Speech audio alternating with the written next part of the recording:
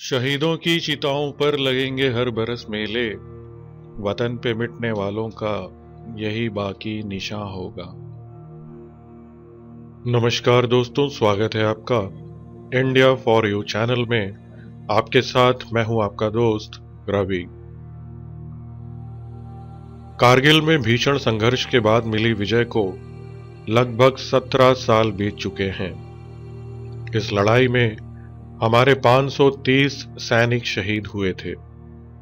शहादत से पहले 18,000 फीट की ऊंचाई, -13 डिग्री की कड़कड़ाती ठंड और भयंकर गोलीबारी के बीच सैनिकों ने अपने परिजनों को जो चिट्ठियां लिखीं, उनमें से कुछ चिट्ठियां तिरंगे में लिपटे उनके शव के साथ पहुंची, तो कुछ शहादत के कई दिनों के बाद। शहीदों की तरह ही उनकी ये आखिरी चिट्ठियां भी अमर हो गईं। इनमें से ही एक चिट्ठी के बारे में आज हम बात करेंगे, जो उस जांबाज ऑफिसर की आखिरी चिट्ठी है जिसने अपनी जिंदगी के 22 बसंत भी नहीं देखे थे, जिसके अंदर जिंदा दिली कूट कूट कर भरी थी, जिसके जन्म पर हर माँ गर्व करे, जिसने जिंदगी जी तो ऐसी कि उस पर हर नौजवान को गर्व हो, जो जंगे मैदान में उतरा तो दुश्मन थर्रा उठा। ये चिट्ठी है कप्तान विजयंत थापर की, जिसे लिखने के 2 दिन बाद वो शहीद हो गए। कैप्टन विजयंत थापर टोलो लिंग पहाड़ी पर काबिज पाक घुसपैठियों से हुए भीषण युद्ध में शहीद हुए थे। उनके माथे पे लगी गोली ने मानो उनका विजय तिलक किया था। उनकी वीरता और बलिदान को राष्ट्र ने वीर चक्र से सम्मानित किया। उनकी लिखी इस चिट्ठी को पढ़कर कोई भी ये समझ सकता है कि लड़ाई के मोर्चे पर भारतीय सैनिकों के हौसले कितने बुलंद होते हैं। ये चिट्ठी एक ऐतिहासिक दस्तावेज की तरह है, जो आने वाली तमाम पीढ़ियों को देशभक्ति और कर्तव्य पालन की प्रेरणा देती रहेगी। आइए पहले आपको सुनाते हैं कैप्टन विजयंत थापर के अंतिम पत्र का हिंदी में अनुवाद, फिर इससे जुड़ी और दिलचस्प बातों के बारे में भी बात करेंगे।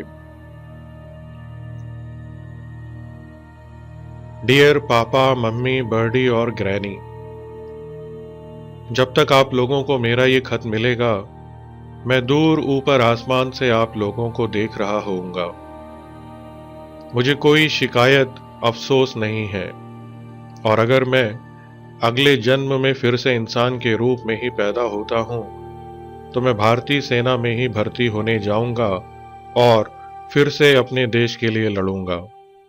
अगर हो सके तो आप जरूर उस जगह को आके देखना जहां आपके कल के लिए भारतीय सेना लड़ रही है। जहां तक यूनिट की बात है, नए लड़कों को इस शहादत के बारे में बताया जाना चाहिए। मुझे उम्मीद है मेरा फोटो मेरे यूनिट के मंदिर में करनी माता के साथ रखा जाएगा।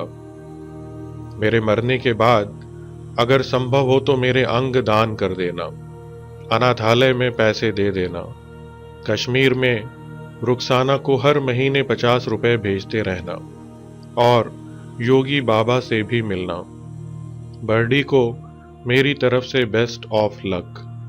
देश पर मर मिटने वाले इन लोगों का ये अहम बलिदान कभी मत भूलना।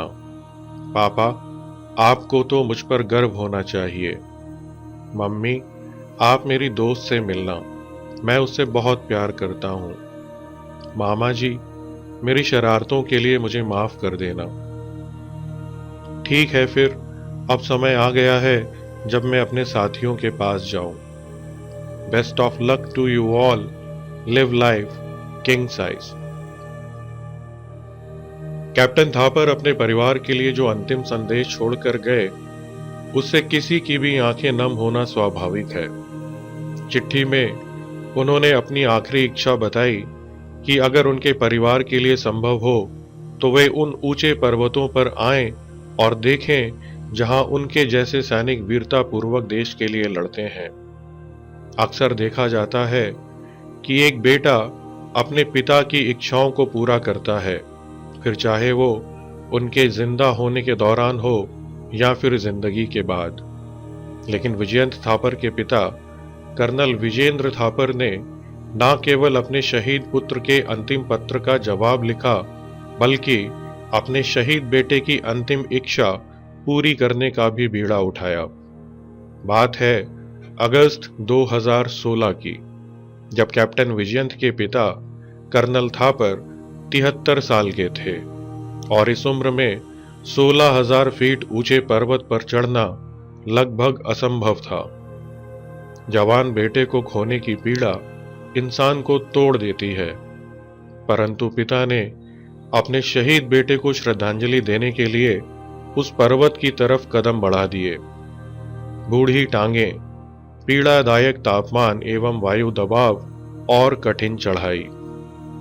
अपने बेटे का अंतिम पत्र थामे हुए एक एक कदम बढ़ाते हुए कर्नल थापर चलते गए और आखिरकार वो विशाल पर्वत उनके दृढ़ निश्चय के आगे छोटा सिद्ध हो गया। ये यात्रा एक पुत्र की अंतिम इच्छा पूरी करने के लिए एक पिता की तीर्थ यात्रा थी। इसी चिट्ठी में रुखसाना का भी जिक्र है, जिसे कैप्टन विजयंत ने हर महीने 50 रुपए भेजने की बात लिखी थी। बात है साल 1999 की। रुखसाना कश्मीर में रहने वाली एक 6 साल की मासूम सी बच्ची थी, जिसके माता पिता को आतंकियों ने उसकी आंखों के सामने ही मौत के घाट उतार दिया था। इस घटना से रुखसाना को इतना गहरा सदमा पहुंचा कि उसकी आवाज चली गई। जब कैप्टन विजयंत को इस बारे में पता चला तो उन्होंने रुखसाना की मदद करने की ठानी। वो उससे अक्सर मिलते रहे और उसकी आर्थिक मदद भी करते रहे। यही नहीं, उन्होंने रुखसाना के इलाज में भी कोई कसर नहीं छोड़ी।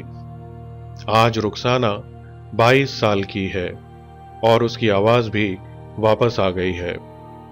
कप्तान विजयंत के माता पिता आज भी रुखसाना को पैसे भेजते हैं, अक्सर मिलते हैं और उसका ख्याल रखने का हर संभव प्रयास करते हैं। तो दोस्तों, ये कहानी थी उस योद्धा की जो देश के लिए जिया और जिसने देश की रक्षा के लिए अपने प्राणों की आहुति दे दी। कारगिल युद्ध का ये वीर जिसने दुश्मन को सबक सिखाया और हमारी मातृभूमि से मार भगाया, हमारे दिलों में हमेशा जिंदा रहेगा। फिर से मुलाकात होगी आपसे एक नए वीडियो में। तब तक के लिए नमस्कार।